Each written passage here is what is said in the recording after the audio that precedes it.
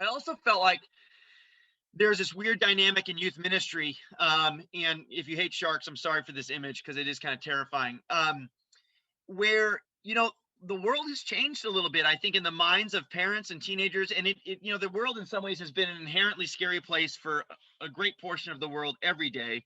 But I think for a lot of the students that I worked with, all of a sudden, the price tag on life felt really high, where they were talking about debt or just being able to make ends meet once they got out of the house.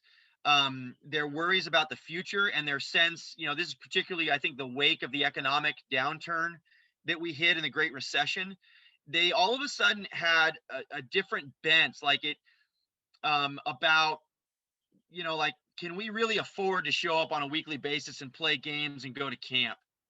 And I think there was less of a sense of that. And so I had a sense like, we're sending kids out into a very real world that's beautiful and wonderful, and God is there. And yet we all know that the world is a very real place that can be scary at times. And I kept asking myself the question, does our ministry model, like, does it really actually prepare them for any of that?